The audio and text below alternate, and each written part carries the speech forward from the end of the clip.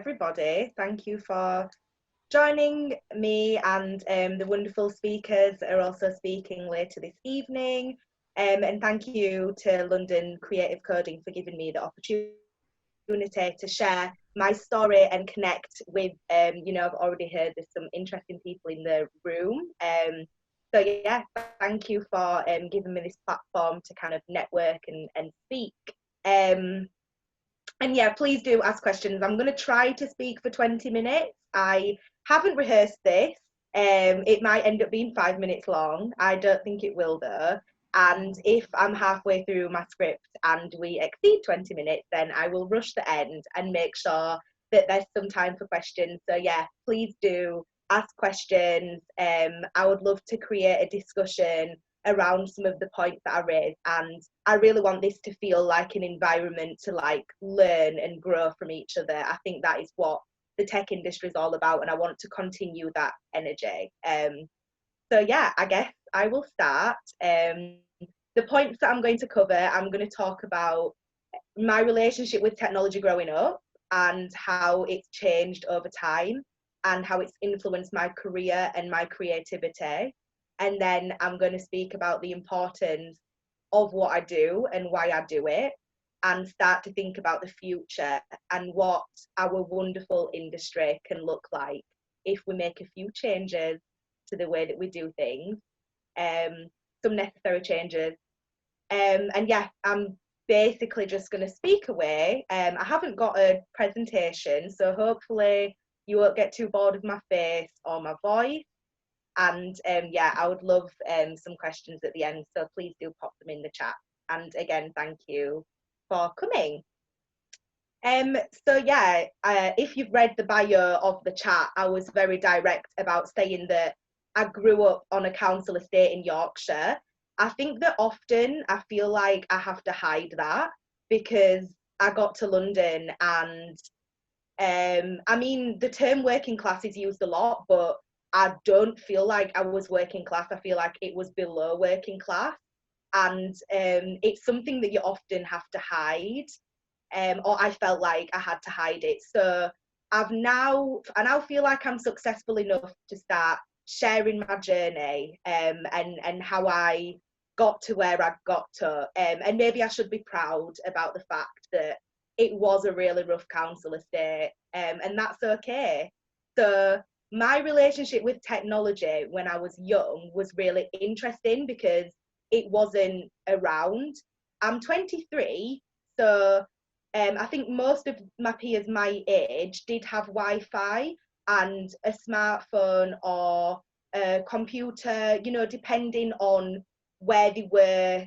You know, some people had laptops, but they at least had maybe a home computer and Wi-Fi and you know, maybe a PlayStation if they were lucky. But I didn't have that.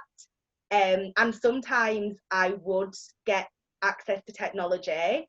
I remember some family members did buy me like a laptop, and I think I got a Nintendo DS at one point as well, but we had to sell it. So technology was a real luxury to me growing up, and I definitely wasn't brought up with it around me, so my relationship with it wasn't natural. So yeah, I think that you know is a part of my ongoing relationship with technology and the industry. From the beginning, I always felt alienated, and that's because you know that there is a digital divide, and yeah, I guess it just wasn't accessible to me. So yeah, a unique relationship. But anyway, I continued in life, always knew that I was a creative person. I was always into art and fashion. I went to college in Leeds and studied photography and fine art and whatnot. And then I got to my A-levels and foundation. I did a foundation in art and design. And, you know, by this time I had a job and I was, you know, I was able to like fund my own hobbies and my own resources. So don't get me wrong, by the time I was doing my foundation, had my laptop, had my smartphone, ready to learn, feeling really creative. And And a lot of my early practice was about exploring my identity. I think that being a mixed race person, I am half Caribbean and half white British. Identity was always confusing for me anyway. The white side of my family was quite like privileged, if anything, but my mum wasn't. She's a bit of a black sheep. I'll just leave it at that. And then the Caribbean side of my family, really proud Caribbean people, um, some entrepreneurs in the family, working class, making our way to upper middle class, hopefully, by the next generation. So yeah, like race was always something that was kind of, yeah, I always felt a little bit fragmented anyway.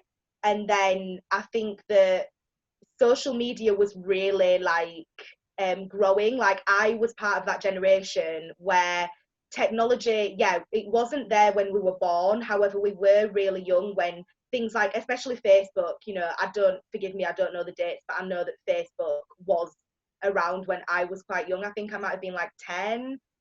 So it has been a part of my childhood, definitely. Um, so I just felt interested by the way that you could use social media and technology to portray identity.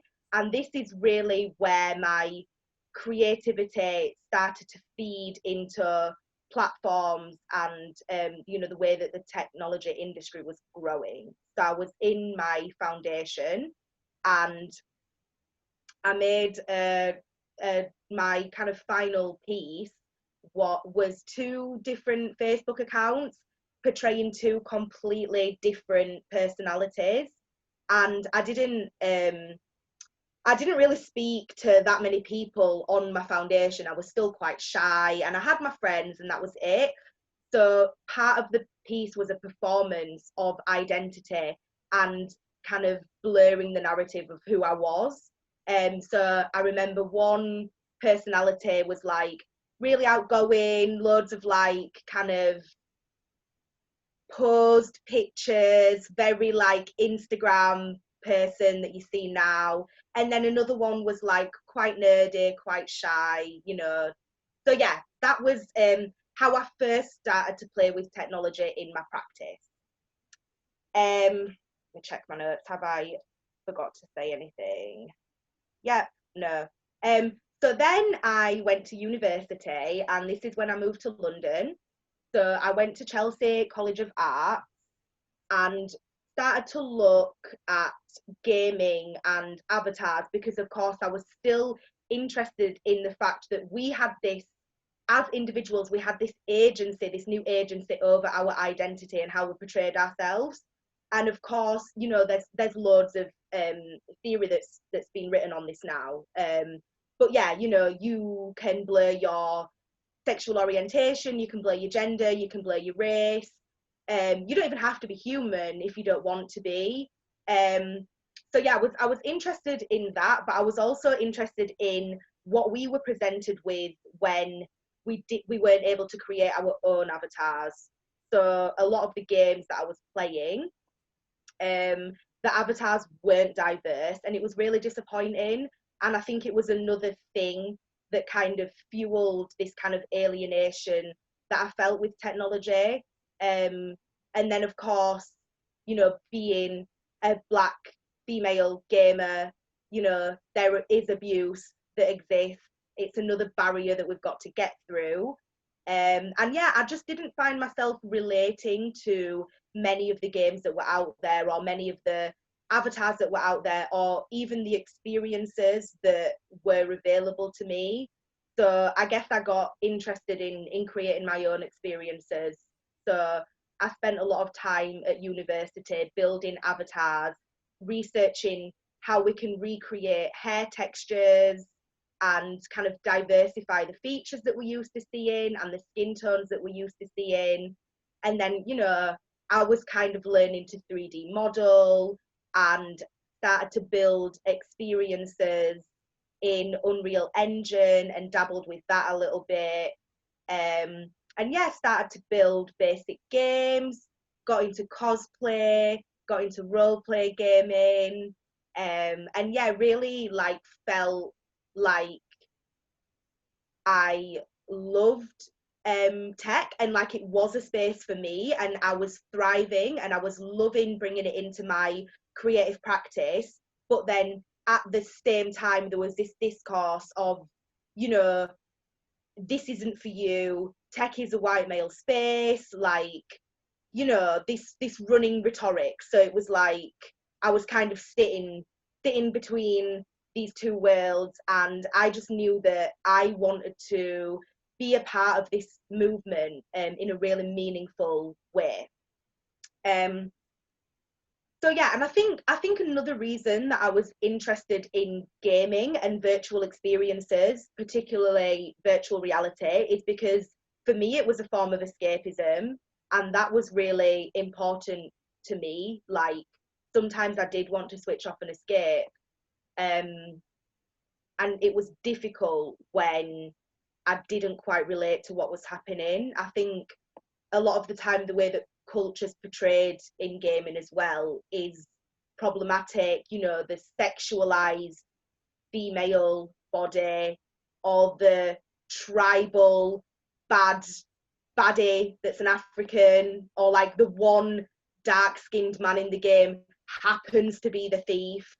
And you know, it's fine, but it's also not fine. So yeah, I just really like, yeah, I knew that I wanted to work in this space, and for a long time I wanted to go into game design, and then I kind of pulled it back, continued doing a fine art degree, and yeah, just really exploring how I could use technology, be that through creating avatars, creating games, making role-playing games, from like using like HTML to create text-based games, like whatever it was. I was just kind of exploring this space and growing as a creative. And yeah, I started to develop my practice, and began to explore the issues with simulating identity and experience online. So got to my third year, and you know, started writing my dissertation that was on the representation of avatars in games, and my final piece was a research project around Lara Croft and her role in society, because of course, you know, Tomb Raider started as a game, and then Angelina Jolie began playing, acting that character in the films, and there were all these blurred lines of like, who is Lara Croft, who is Angelina Jolie.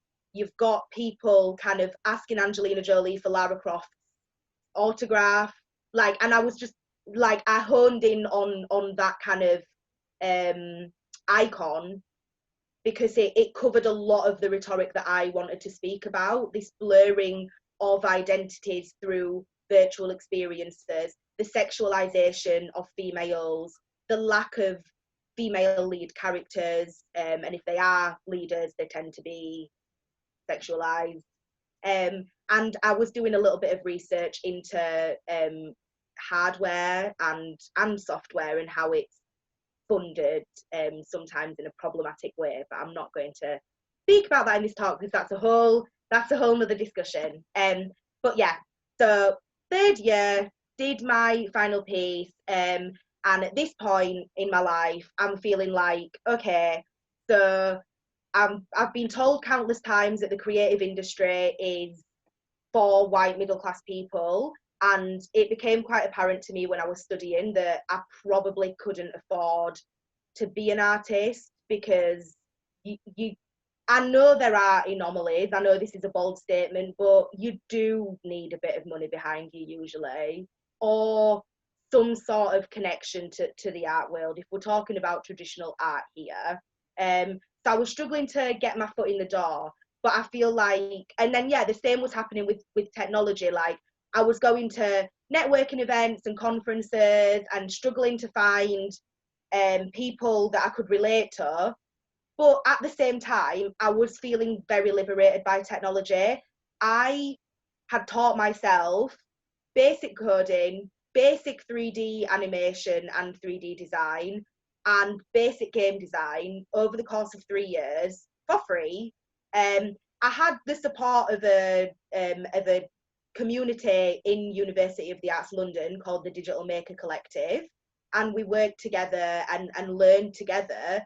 But really and truly, I was feeling really liberated because I was leaving university with sought after skills.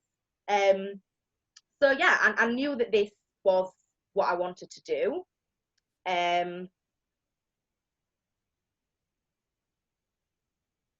Yeah, so I graduated, and yeah, I guess the last bit of the talk is about what I'm doing now and how I'm making a change and why it's important to make these changes.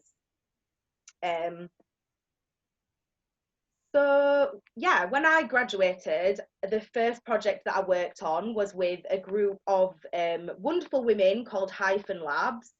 They are a team of engineers, designers, and one is a psychiatrist as well. And we did a big project on data at Tate Modern, and the issues with data collection. And at this point, I remember the great hack had just come out. Everyone was worried about data and politics. Like, everybody was talking about it. I mean, we still are, but it was hot topic. So it was really fun working on this project, and I learned a lot. And I was like, yeah, again, like, this creative technology space is for me.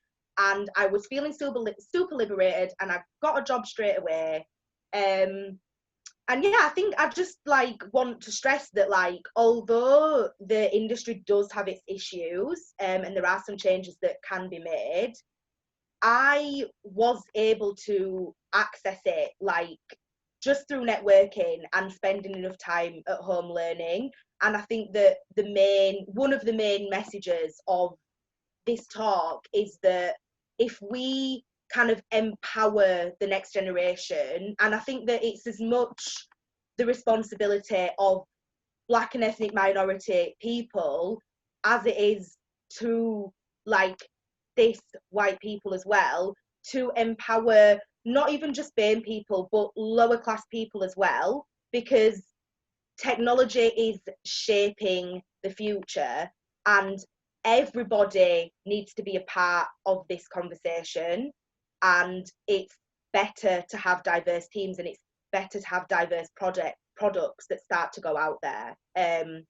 But yeah, I'm skipping ahead. I'm just going to speak a little bit about the organisations that I'm working with at the moment, and the change that I'm trying to make. And then yeah, we'll take some questions. So yeah, I guess yeah, the more I learned about technology, the more I learned that yeah, especially as a queer woman of colour as well, the space needed some work. So I was very lucky. No, not lucky. I definitely put the work in. But yeah, I've now got some current positions that I'm really happy with. So I work for STEMET, which is a charity that teach people that identify as female or non-binary. So we're very focused on the lack of female people in the STEM industry. And our target is ages 5 to 25. And we teach them to code, we teach them agile methodologies, we teach app development, basic game design. So yeah, I'm heavily involved in that charity. So that's fantastic. That makes me feel like I'm empowering the next generation, and like I'm giving something back, and starting to make a change, because the statistics are, like, disappointing. So yeah, I love what I do at STEMET. I work for University of the Arts London for the Creative Computing Institute, which is a new institution that focuses on creativity and technology. So I feel like that is my home. and it's really nice to do the full circle and to go back and work at my university. And I think that I work there for two reasons. One is because it allows me to be creative, and it allows me to be like around technology and influencing that into my practice. And, you know, I'm influencing, again, not necessarily the next generation, but the creatives that we're about to see in our professional space, the fresh graduates, the young new talent. And I do a lot of outreach work there as well, we're based in Southwark, so I do work with some of the community in Southwark, some of the younger people, teaching them creative coding skills. But I also work at University of the Arts London because, from my experience, it's an institution that's got its issues, like every large institution does. And I just feel like people are very quick to cancel places and people and businesses, and very quick to like rant about things. But for me personally, my opinion is, if you've really got an issue, do a Trojan horse thing, go inside and change it from the inside. So that's my tactic with University of the Arts London. I'm secretly working my way up until I've got a stance over like recruitment, outreach, and yeah, I mean, I'm only a one-man band, but I do have, I really like think that the education industry is something that we need to hold on to, especially STEM education. Or yeah, creative technology institute education. So it's important for me to be working at such an influential institution and making changes from within. And I also work for Projects by If, which is a technology studio that looks at practical ways that we can ethically handle data and use artificial intelligence. So they look at anti-racist design and like practical ways that we can work with. We have big clients like Google, Facebook, big clients making big changes. And, you know, the data, yeah, again, that's another conversation, but it's all related. There are clearly issues with data and public interest and public right. And then I think that decisions that can be made because of it, and how that can affect especially disadvantaged individuals, and also how that data is handled and visualized, and some of the prejudices that it can create. And I think that a lot of that has become prevalent during COVID as well. We really need to sort it out. So yeah, I'm working with Projects by If as well, and for me, that business, you know, I've stressed it's practical ways, it's working with clients, and it's not just talking and acknowledging the fact that we've got an issue. That's really important, and that's a great first step. But what do we need to do to our interface and to our pipeline to actually make this better, and what does that look like? So I love that they're actually, you know, practically making these changes.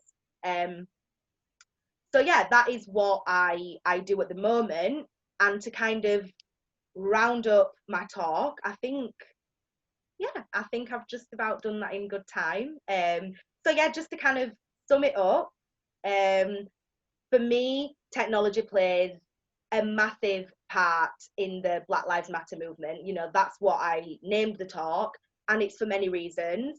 It's because technology is liberating, and if you do have access to technology, you can upskill yourself for free and gain very valuable skills. And I think that that's amazing, and I think that that message should be spread. It also plays an important conversation, an important part in the conversation, because, you know, education is important, and the next generation is coming. And I think that the products that have been made, we've had issues, you know, face recognition, it doesn't work for Black people, and or like, you know, police surveillance and the stop and searches and all of this, all of these products, all of these policies that are being put in made because of technology, you know, we're clearly heading in a direction that is smart. The Internet of Things is only growing, and I'm pro tech, and I think that it's great, but it's very, very important that a diverse range of people, be it BAME, queer, lower class, whatever it is, are involved in the conversation. Otherwise, we are going to just recreate a world that is problematic, and we're not going to be able to grow. So for me, it's really important to keep on doing my thing and to influence the people around me to keep doing their thing, and to have diverse teams, and to empower a diverse range of people to come into this space and to help us build a better world. And maybe that's a nice way to end it. Very dramatic.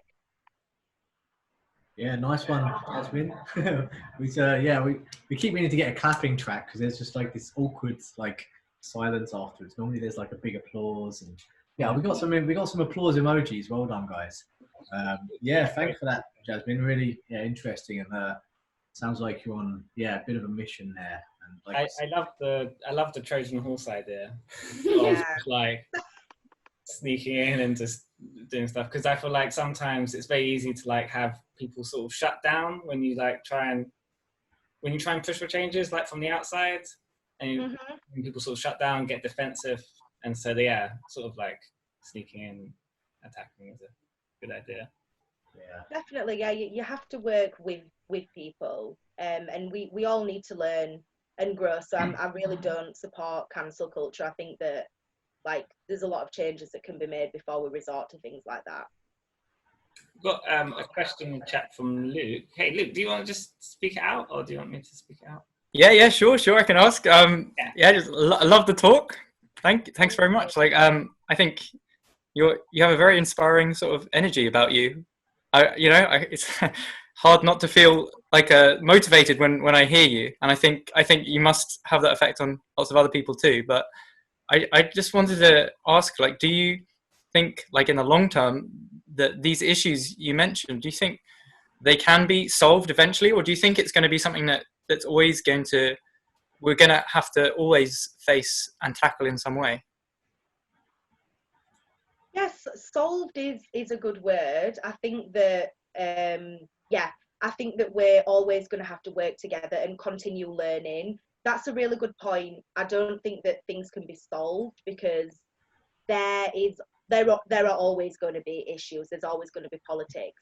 But I think that we can do a lot better, and I think that it starts with working together and working from the inside. And you know, this is why I'm a big believer in outreach, bringing people into the conversation that aren't in the room at the moment. And I would hope that within the next 5 years, we see better products and better design and better experiences whilst we head down, like before we get too deep into like the smart world. But yeah, no, really good question. I think that it's not a problem that can be solved. It's not a tick box. It's not a case of like, well, I've got 4 black people who work in my office now, so we're going to be fine. It's not about that. It's about listening to each other and working together and questioning what we do and testing it more and taking time. Technology moves so fast, and then we often say, whoops, and then move backwards. And I think, like, we need to do more R&D. And like, there's no rush, like nobody's going anywhere. And I think it would be a better idea to build better products from the beginning. Great, thank you. I saw Peter had a question he wants to ask on audio. So, I hate typing questions. So firstly, thanks very much for the talk. As the previous person said, it's very inspiring, and it's great too. It's a very different kind of format of talk, and I sort of really appreciated that.